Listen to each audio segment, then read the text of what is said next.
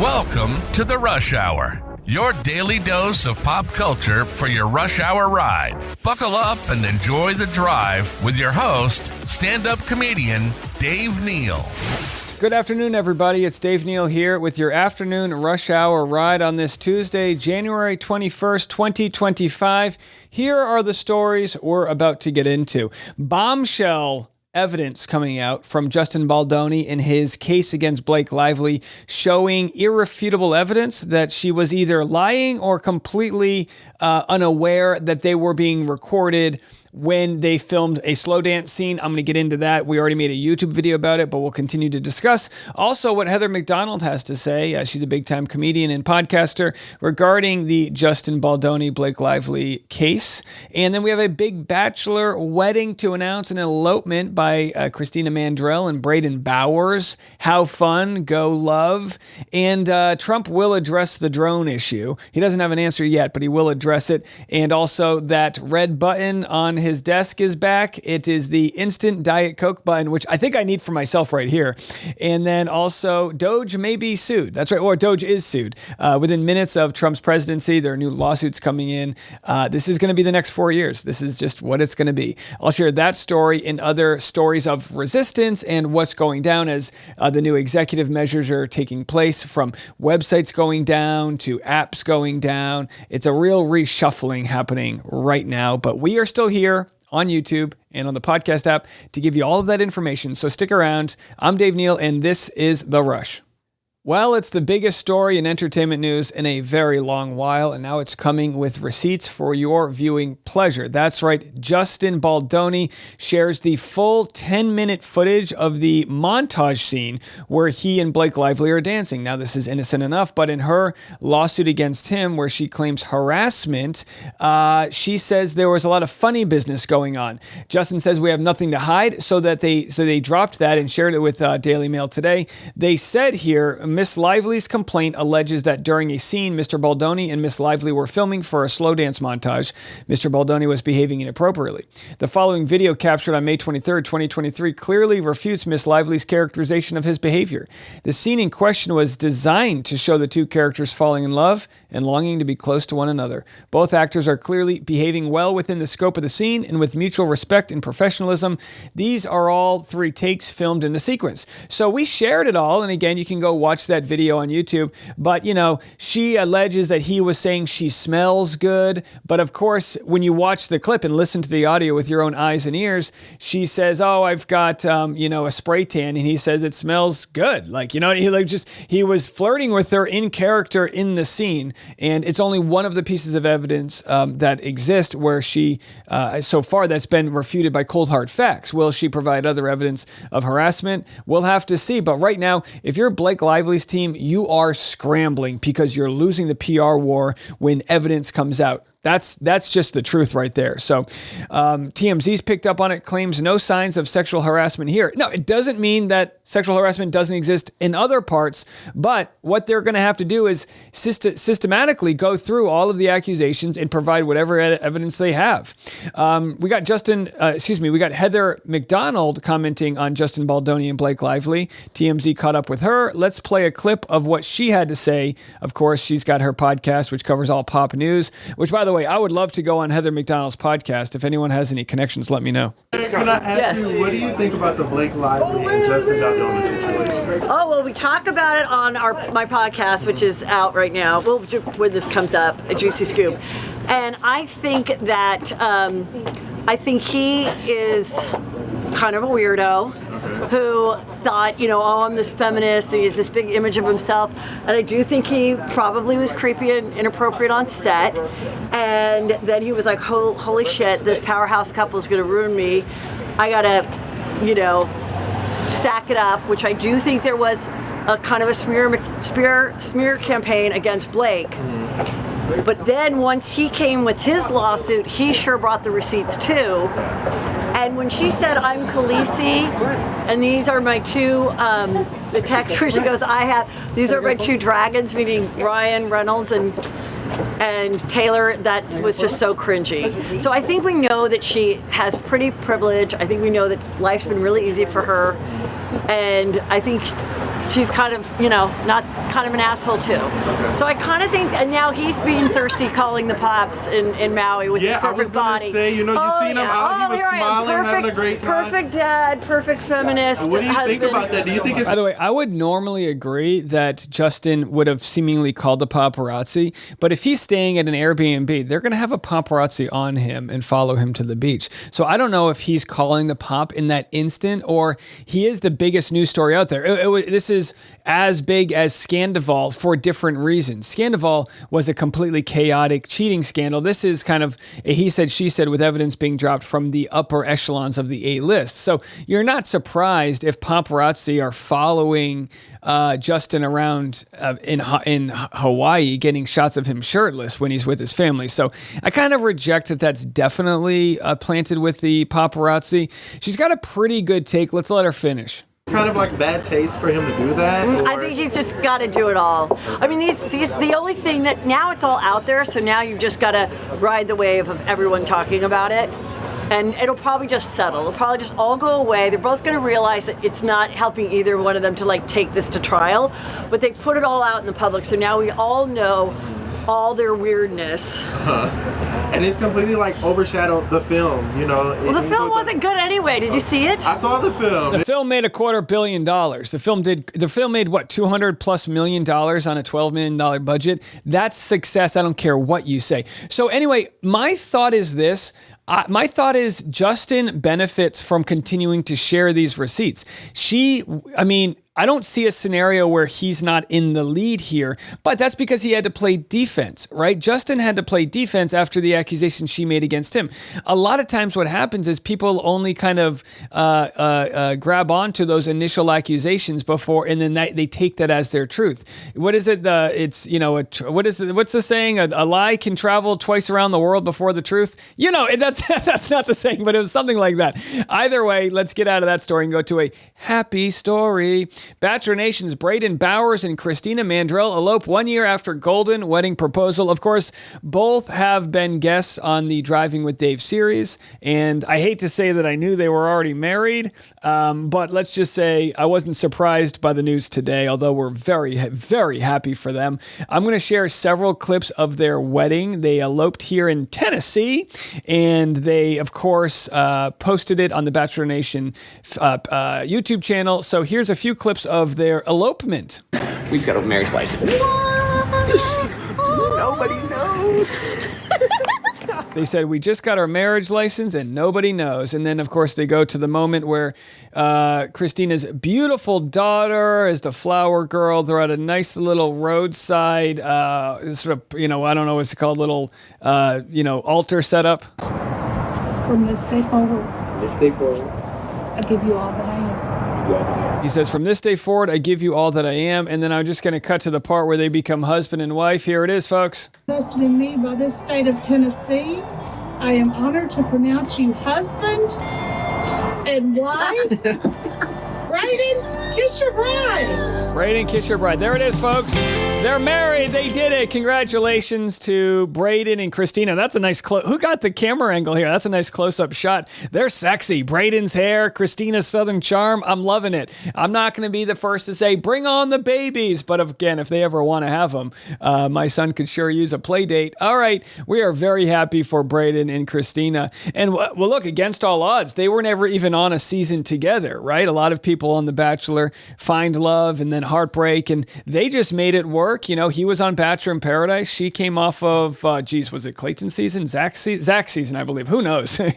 And boy, we're just so happy for them. I actually went to their engagement party and they were handing out earrings you could wear. So I have a pink earring that I sometimes wear as a clip-on, and it's, again, to support the earring styles of one Braden Bowers. But they're a great couple. I saw them last about a month or so ago at my comedy show, and they were just in good spirits, and you just love to see it. You absolutely love to see it. All right, well, we'll take a quick break. Coming back, we've got responses from people across the aisle regarding Elon Musk and his salute heard round the world.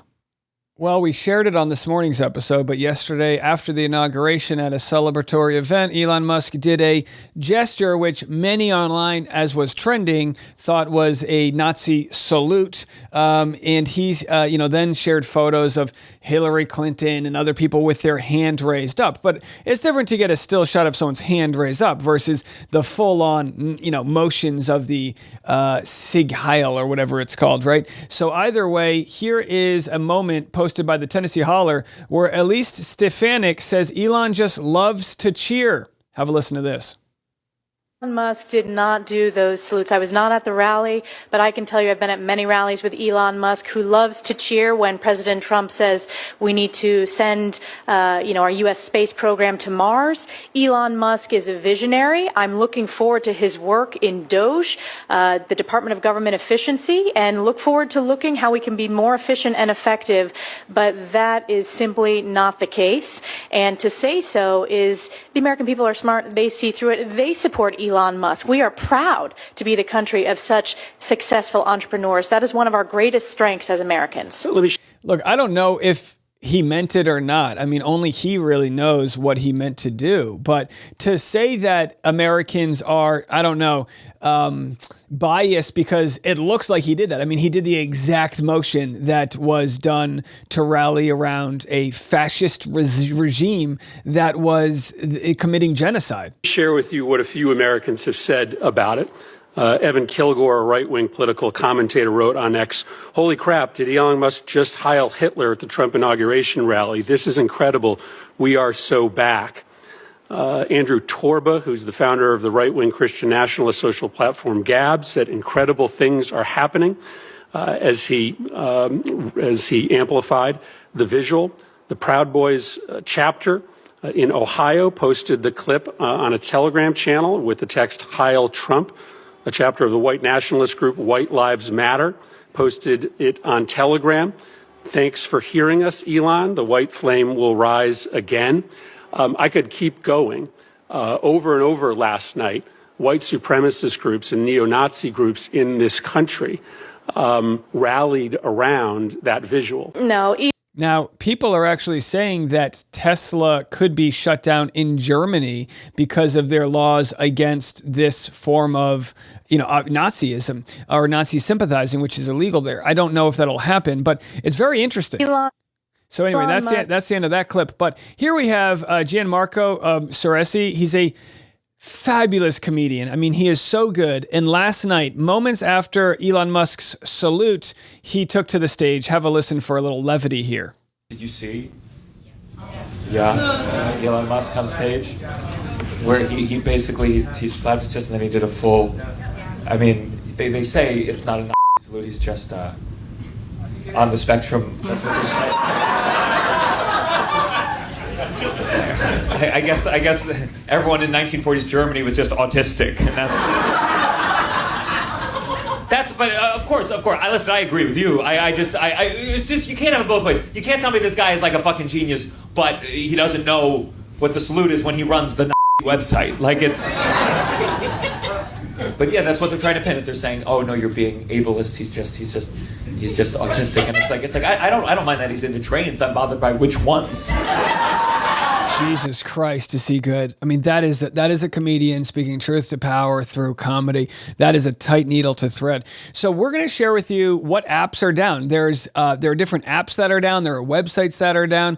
I actually wanted to highlight our friend Allie Phillips. She ran for office this year in Tennessee, running on a platform of female reproduction rights. And she's such an advocate for, just exposing what's going on. And here, Allie for Tennessee, she posted that Donald Trump has shut down reproductiverights.gov, a website providing information and resources to anyone who is seeking reproductive care. And again, this is information that's going to continue to come out. I'm always under the camp where I say, Give people as much information as possible. If they want to make a tough decision, but make the right decision, give them all the information.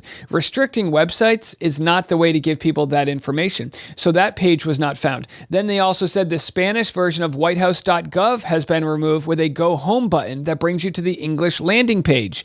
You'll see a photo of Donald Trump followed by America is back text. Now, again, go home, you could say subtly would be a reference to going to the home page. But in this instance, go home is what people yell to people they don't think belong here. Go home. And I have to remind everyone, we are a country of immigrants. We're a melting pot, and we need to embrace that diversity. Now, look, I agree there should be a system in place that can properly put a path to citizenship and do it the right way. Absolutely. The only problem with that is now we're finding evidence that the app that was created to help migrants submit their information so that they could be processed has been deleted. We'll have that story next, but also another page, government page, is now inaccessible. Can you guess what it is? The U.S. Constitution. That page is down. Now, it could be that on day 2, they are revamping the system, but good on having citizen journalists here to acknowledge what was there before, what's not there now. We hope that the Constitution will show back up in its original form, right? That would be what we can only hope for. Here is the app which allowed asylum seekers to be pre-screened, shut down after the inauguration. President is about to sign several executive orders, 10 executive orders related to immigration. I will point out that this is already having an impact on the U.S. southern border. Just a short time ago, we learned that Customs and Border Protection has actually shut down what's called the CBP One app. Now, that was instituted during the Biden administration. And what it did was that it allowed asylum seekers to make appointments for initial asylum screenings using an app on their phone. Well, just within the past few hours, that has been shut down. And I was speaking with a migrant down in Tijuana, Mexico, that says that his future is now in limbo. All these asylum appointments that had been given over the last several months, potentially thousands of appointments, now have essentially gone away. So what really needs to be done is we need to increase having the judge capacity to deal with the bandwidth, and so that people just aren't flooding through the gates, but also, there are instances where we've had in the Constitution, if someone's seeking asylum because they're coming from a war-torn country, and in some cases war-torn because of our own interference. It's very complicated, folks, but we are about to see the find-out stage of this sort of next 4 years. Here's Trump's response to the New Jersey drones. But is it anything in these drones? Is it anything that people need to be worried about? No, I think it's terrible. I would like to find out what it is and tell the people. In fact, I'd like to do that. Could we find out what that was, Susie? He said, Susie, can we find out what the drone situation was? And again, Susie's like, all right, I'll go find it out. But previously he said he knew what it was and it's don't be alarmed. But I guess they don't know what it is. Or are they playing dumb? What's the drone situation? Okay. Yeah, why don't we find out immediately? I can't imagine it's an enemy, or there would have been, people would have gotten blown up all over. Maybe they were testing things. I don't know why they wouldn't have said what it was. They had a lot of them flying over Bedminster, which is interesting. All right, so you think he would know what it is if they were flying over Bedminster. And he has a good point. If it was an enemy, they would have blown us up. I mean, yeah, well, I hope not.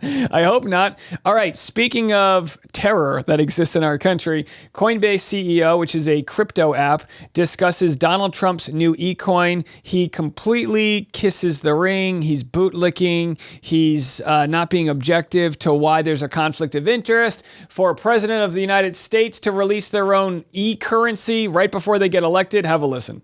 Well, the thing about meme coins is you have to remember a lot of technology innovation, things start off looking like a toy, right? Think about the early internet, and people were putting silly animated GIFs and like photos of cats and things. And it turned out to be much more important than that, right? And so you always have to be a little cautious. Like with meme coins, it's not something I'm personally like trading all the time. I'm not particularly interested in it, but it could evolve into something very powerful. And so you always have to kind of keep an open mind about these things. And the family part? Like I said, I think anybody should be able to go and do this. I don't have too much of an opinion on that. There it is, folks. No, anybody should do it. Anybody should be able to do it. Remember the president who shut down his own peanut farm because it was a conflict of interest? Look, any private citizen should be able to take their money and invest it in whatever silly thing that exists out there, as long as it's regulated and we're not ripping people off.